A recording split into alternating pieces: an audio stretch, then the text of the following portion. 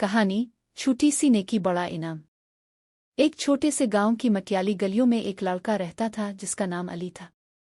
अली के घर के हालात बहुत खराब थे। इसका बाप दिन रात खेतों में मजदूरी करता मगर फिर भी पेट भरने के लिए रोटी मुश्किल से मिलती। इसकी माँ गांव के घरों में बर्तन धोती और कभी सिलाई कर लेती ताकि घर का गुजारा हो सके। गुर्बत ने उनके चेहरे पर वक्त से पहले ही झुर्रियां डाल दी थीं। अली खुद भी अक्सर भूखा सोता लेकिन इसके दिल में अजीब सी रोशनी थी। वो हमेशा दूसरों के साथ हमदर्दी करता और छोटी छोटी खुशियों को बांटने की कोशिश करता। एक दिन अली स्कूल से वापस जा रहा था। दोपहर ढल रही थी और सूरज की किरणें जमीन पर सुनहरी रोशनी बखेर रही थीं। गांव की गलियों में खामोशी थी। अली ने देखा कि एक बूढ़ी औरत बड़ी मुश्किल से एक भारी टोकरी उठाए जा रही थी। इसके चेहरे से थकन साफ नजर आ रही थी, कदम लड़खड़ा रहे थे और पसीने की बूंदें इसकी पेशानी पर चमक रही थीं। टोकरी में आटे के थैले, सब्जियां और कुछ बर्तन रखे थे। अली का दिल भर आया। वो फौरन आगे बढ़ा और मदब लहजे में बोला, अम्मा जी, ये टोकरी मुझे दे दे, मैं आपके साथ चलता हूँ। बूढ़ी औरत ने चौंक कर अली को देखा। वो हैरान थी कि इतना छोटा बच्चा इस भारी टोकरी को कैसे उठा सकता है। लेकिन अली के चेहरे पर मुस्कुराहट और आंखों में खुलूस देखकर इसने हिचकिचाते हुए टोकरी थमा दी। अली ने जैसे ही टोकरी उठाई तो इसके छोटे बाजू लरजने लगे मगर इसने हिम्मत नहीं हारी। वो बूढ़ी औरत के साथ साथ चलने लगा।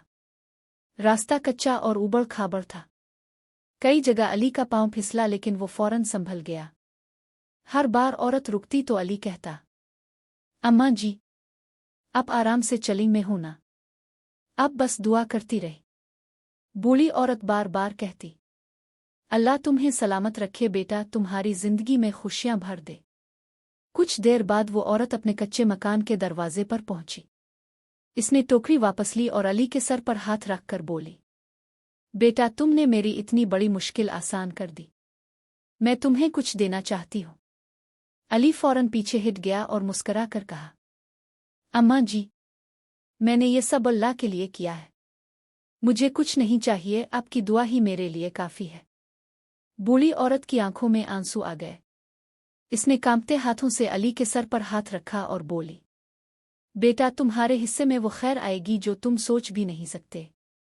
दिन गुजरते गए। जिंदगी गुर्बत की इसी कठिन राह पर चल रही थी। फिर एक दिन अचानक अली शदीद बीमार हो गया। बुखार ने इसके जिस्म को जकड़ लिया। वो बिस्तर से उठने के काबिल ना रहा। घर में दवा लेने के भी पैसे न थे। अली की माँ रोती और बार बार आसमान की तरफ हाथ उठाकर दुआ करती, ए अल्लाह, मेरे बच्चे पर रहम कर, मेरे पास कुछ नहीं कि इसके लिए दवा ला सकूं। घर में गम का बादल छा गया था। इस वक्त अली की सांसें तेज चल रही थीं और उसका जिस्म जल रहा था। ऐसे ही एक शाम दरवाजे पर हल्की सी दस्तक हुई। अली के वालिद ने दरवाज़ा खोला तो बाहर वही बूढ़ी औरत खड़ी थी जिसकी मदद अली ने की थी। इसके हाथों में दवा के पैकेट, दूध, फल और कुछ खाने पीने की चीजें थीं। इसने कहा, मुझे खबर मिली कि तुम्हारा बेटा बीमार है, ये सब मैं इसके लिए लाई हूं। अली की मां की आंखों से आंसू बह निकले। इसने कपकपाते हाथों से दवा ली और कहा, अम्मा जी, हम तो आपका बदला कभी नहीं चुका सकते। अली ने नीम जान आवाज में पूछा, अम्मा जी, आपको कैसे पता चला कि मैं बीमार हूं? बूढ़ी औरत इसके करीब आकर बैठी, उसके सर पर हाथ रखा और कहा, बेटा, नेकी कभी ज़ाय नहीं जाती। जिस दिन तुमने मेरा बोझ उठाया था, इसी दिन अल्लाह ने मेरा दिल तुम्हारे साथ जोड़ दिया। आज अल्लाह ने मुझे भेजा है कि तुम्हारा बोझ हल्का करूं। ये सुनकर अली की आंखों में आंसू आ गए मगर उसके दिल में सुकून आ तर गया।